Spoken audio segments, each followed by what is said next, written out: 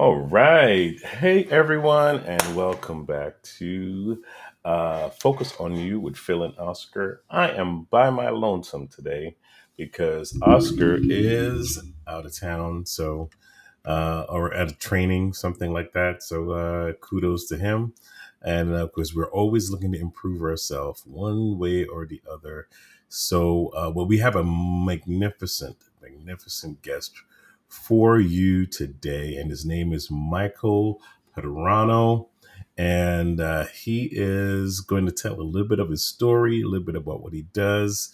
And you're going to want to tune into this. So reach out to your friends, like, share, tell a friend to tell a friend. I got that from my good buddy, Orville. And, just share this because I think it's going to change somebody's life and it's going to make a difference. By the way, we want to ask you to go to pnnstationplus.com. That is pnnstationplus.com if you'd like more information about what we do here. We are a podcasting platform that produces podcasts for entrepreneurs and those who are looking to get into the motivational speaking space. All right. We've been doing this for the last 5 years as far as podcasting, but we also do digital marketing and other amazing things for you to be able to grow and expand your vision for your business or your business ideas, whatever you're looking to do. So reach out to us. Go to pnnstationplus.com if you want more information, or you could reach out to me at 973-391-5813. Send me a text first so I know who you are, and we can connect about that.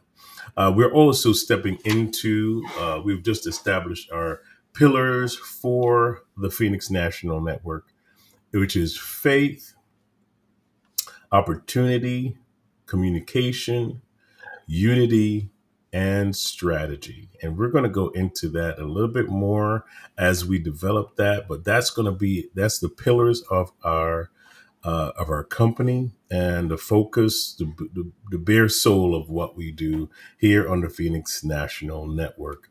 So without any further ado, I am going to introduce our guest. Michael, it's great to have you.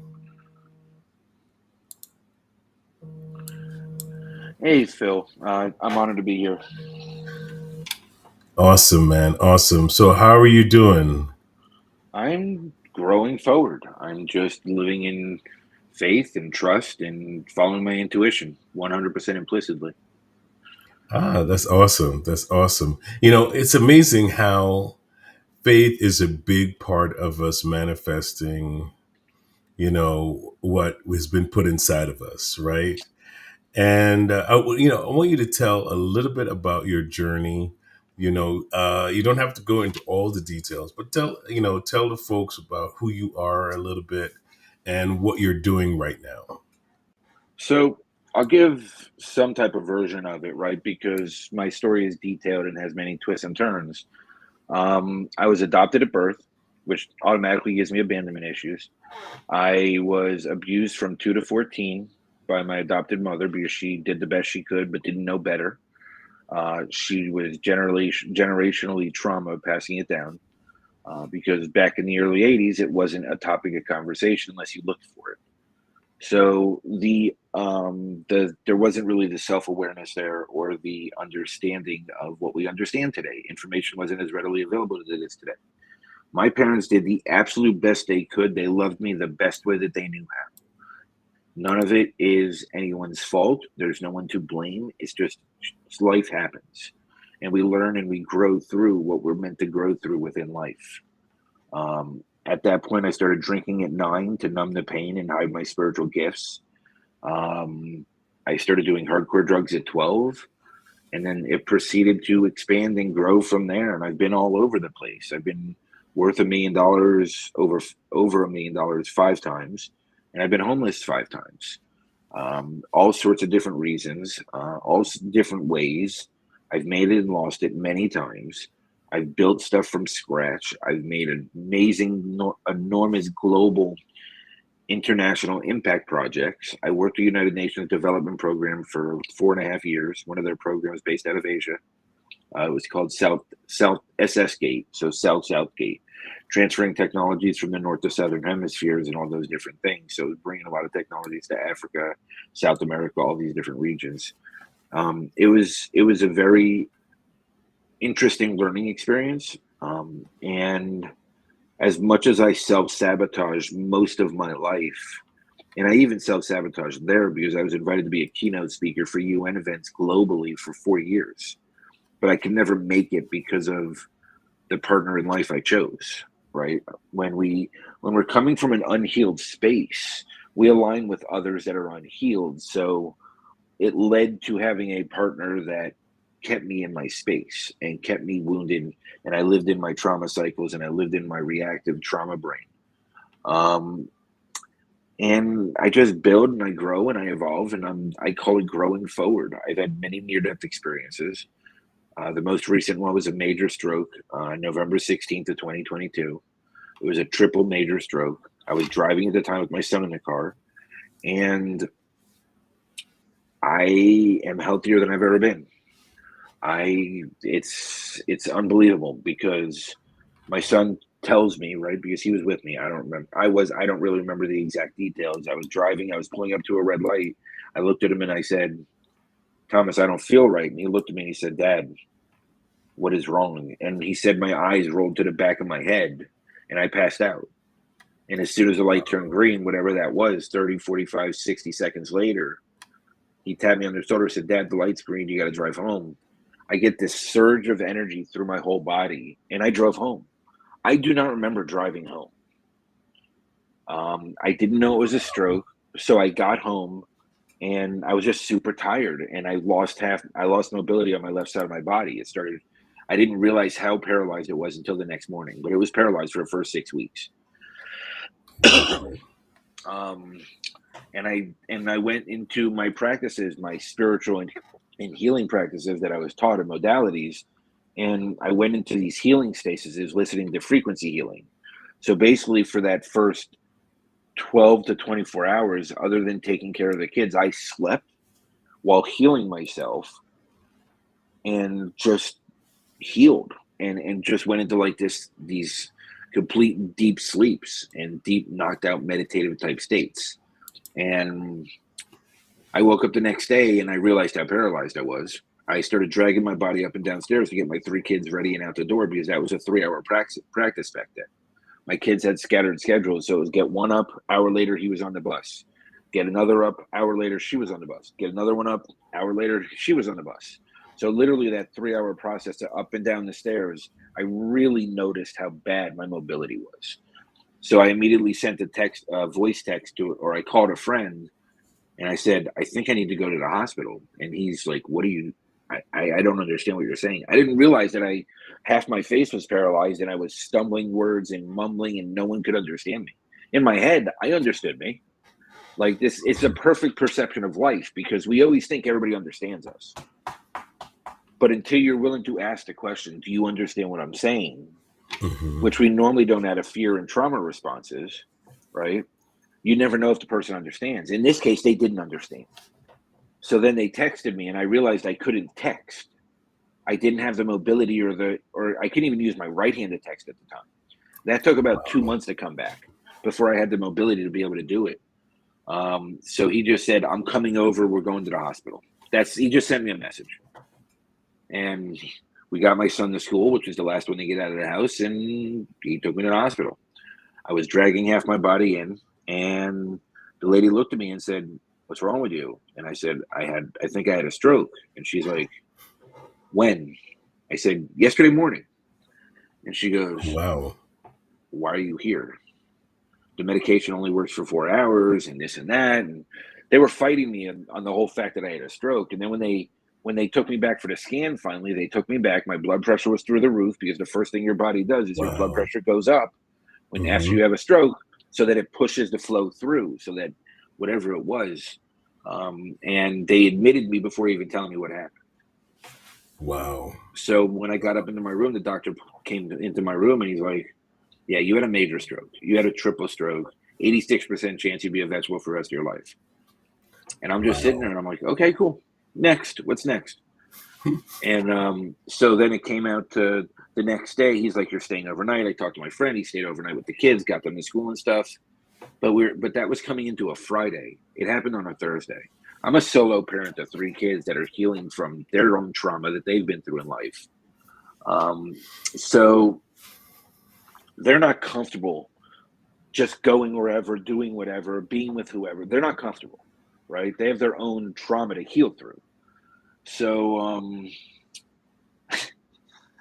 the doctor comes in the next morning and he's like, so you got to stay the weekend. We've got to run these battery tests. And I said, I thought there was nothing you could do because, you said that there's a 4-hour window to get the medication in you. And I said, okay. And I said, why are you keeping me? He goes, well, we need to do a whole bunch of battery tests. And I said, can't I do them with my own doctor? And he was arguing with me and he goes, no, you should do it while you're here. And I said, I have no one to take care of my kids. And then he goes, well, we'll call child services and they'll take care of them for you. And I said, Okay. absolutely not. I'm Yes. releasing myself immediately. So I released myself immediately. I made a deal with the nurse because the nurse was crying. She was so scared that I shouldn't leave because my blood pressure didn't come all the way down yet. And the doctor didn't want to give me the medications to leave. So he didn't give me any scripts. He gave me nothing because he said I shouldn't be leaving. So he refused to give me the medicine, which I think is a real flaw in the medical Wow. system. Um, We have quite a few flaws in the medical system. quite a few. It's just one This blaring one is that this is personally not the affected me. conversation for that. Right. That's yeah. So I made a deal with the nurse that if I could put my pants on by myself, that she would let me leave. I only fell once, but I got my pants on. I literally busted my ass because I couldn't move my left side of my body. So like Mhm. I'm sitting here trying to do it, and then you have the socks on, so your socks are slipping on the damn floor, and it's like, okay, I got to do this. So I closed my eyes and I put my pants on. I was able to do it with my eyes closed and just really focus in like a meditative state again, and Mhm. put my clothes on. So they let me leave because they couldn't stop me from leaving once you sign yourself out.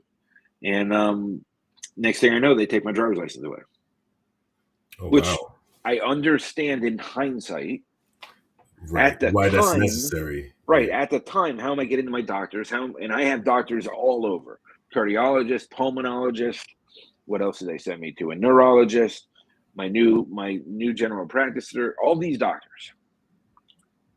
So they're like, well, you need to go get your eyes checked before we can let you keep your license, and you need to prove that you have vision and all these different things. And I'm like, well, how do I go do these things? I can't. I don't drive. Like now, I can't drive. So how do I do these things? So I ended up having to get rides. The insurance company said, well, it's going to take 4 weeks out to schedule any appointment. And I'm like, the doctor said it was emergency that I go see these people. And how do I go see the follow-ups after my stroke if I got to wait 4 weeks a piece? So the system is beyond flawed. It took 6 weeks to get me into physical therapy. By then, I was almost already healed because the up and downstairs, taking care of my kids, doing everything by myself. I didn't have family around. I didn't really have friends around. I had no physical support. It was me and my kids. So I'm looking back, I feel like that was my physical therapy, taking care of my Mhm. kids, going up and down the stairs all the times every day, and Kids will texting keep you active. telling you, texting and typing on my phone has probably helped bring the mobility back, the dexterity back, and the ability to be able to focus and do those things. Um, but So yeah, I think you're in the process right now of writing a book, right? so during my stroke, I got a very direct message to take my way of life. Excuse me, to take my way of life and how I healed through everything that I've been through, and Hmm. share that journey, share the healing practices, create a program for others to emulate if they feel the need to, if they feel called to. So I was fortunate enough, I stepped back from LinkedIn for almost 10 months, never really did anything on Instagram. But because I had no Instagram network at the time, I can go on there and start networking and building a network that didn't know me before. So, Hmm. like, whatever insecurities I might have had about the lip sagging or the speech not clear didn't exist because these were new people. So they never knew me before. I So got you. I was able to meet specific people along my way, right? Because people are always put in your path. As you Mm-hmm. move forward and as you stay in your integrity and on your journey, people get placed in your path. So I met a writer, and she helped me to take the thoughts running through my head because I couldn't function. I couldn't type. I couldn't write paragraphs. I couldn't create stuff like I always used to. So what she helped me do was take my way of life and turn it into a physical program. And so the book that I released in December of last year, a little bit over a year after my stroke, was that part of my program that I created. Mm-hmm. From December to March 1st, I made it more robust, more detailed, more because I started getting my spark back around that time. I was starting to think clearly, I was starting to write again. So I was able to revisit all my daily practices and really create a structured program around it for people to Frankenstein and pick the pieces that align to them. Because nothing is meant for everyone. We're infinite. Frankenstein it. Well, we so often want to be the authority figure. We so often want to be a leader, but we forget that we have to lead ourselves first, right? We forget that what Mm-hmm. you want to do is be transparent with your life, Mm-hmm. share your way of being, share your authentic stories, the good, the bad, the ugly, all of it in between, so that others can emulate pieces of the journey that relate to them. Because there's infinite ways, infinite possibilities, and there's 8.2 billion people. There is no one way to do anything. So you have to be open enough to be and understanding enough and compassionate enough with yourself to be able to be that for anyone else. So I created a program around it. I made it phases. First thing I did was create a corporate program. After speaking to a few Fortune 100 companies, I realized corporate is really not ready for it because they like the status quo, the bottom line first mentality. They can claim to be into their mission statement, their credo, their vision statement, but at the end of the day, they don't care. They care about bottom line and answering their shareholders. That's what they care about. That's their first priority. And because I went to companies that had aligned vision, mission statements, and credos, I Mm-hmm. know based on their answers to me that they don't want to live into it. And that's no judgment. They're doing what they do best. And that's fine. If that's how they want to live, that's what they want to die with, then more power to them. It's okay. The one guaranteed in this world is that we all die eventually, right? Every day we're a day closer to death. So how are you going to live until that moment? That is the key. There's a saying out there: "It's not how you die that makes a statement; it's how you lived that makes a statement." Well, and And one that's so true. of one of the greatest gifts the stroke was to me, I call it my stroke of gratitude because I released all attachments, people, places, things, everything. I had released attachment to my own ego about things. I live in a space of just flow and just letting things be, and I trust. I don't parent my kids from an authoritative space. I don't coach others. I don't like the label coach. I guide them. I stand by their side, apply what's relevant to them, share the tools, and allow them to take their own journey with it. I don't Yeah, like I don't exactly. like this whole ego dynamic that we live in today. It's so egocentric. You're a coach. You know everything. No, you know nothing. Because Mm-hmm. without your client, you are useless in this world. So Mm-hmm. give the client respect and understand that they are the only one that's ever lived their life. You have never lived their journey. That's it. Not even And we can talk close. about past lives, we can talk about all those other things, but there's this whole complication that they've never been a part of. But So but there's the now is the now is the thing that we always miss because we're either too much in the past or too much in the future and not seeing what's going on right now in the present. well, Being present is so important. focusing on the past starts depression, right? Focusing on the future creates anxiety. Being present is the gift. Like it's simple. Just be. Like Say that release all again. this. Say that again. That was good. Focusing on the past creates depression because all you're doing is doing the cycles of spinning in your head about the past. Hmm. Focusing on the future creates anxiety because then all you worry about is the future. Hmm. Anxiety is literally worrying about things that haven't happened yet. Hmm. When you start going through the unknown, well, if you live in the present, you don't care about the unknown because you're living in the moment, Right. and that is the present. That is the gift. Right. That's a gift. That's a gift. So you know what, man? Listen, Mike, it has been an amazing, amazing time talking to you. You know, I know that there's so much more to what you do, but you're in the speaking space now, right? People can reach out to you for speaking engagements and things like Mostly that. virtual, yes, because I'm a solo parent to my three kids, so mostly virtual. I have to juggle it Okay, around their schedule, but 100% yes, I'm willing to speak on many different topics, any topic really, okay.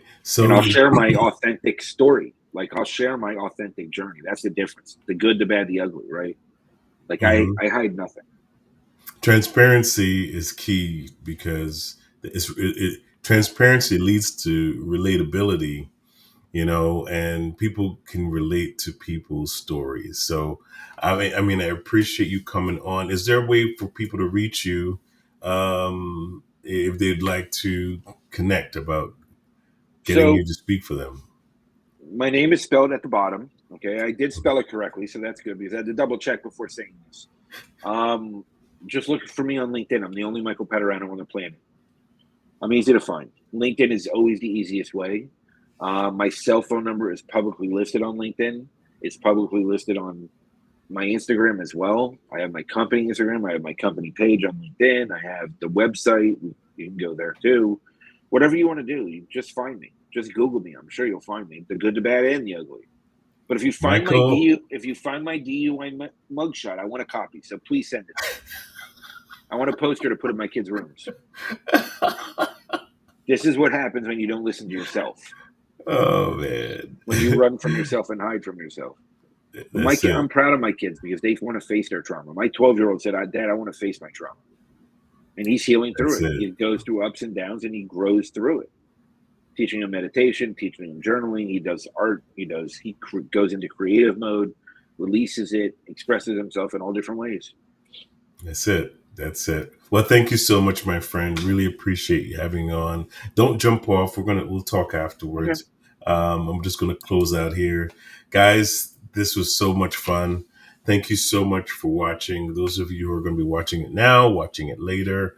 Also, go to pnnstationplus.com if you want to know more about how reaching out to Mr. Padurano and getting a little bit more of his story. So look to see you later. Take care, everybody, and we will catch you on the other side.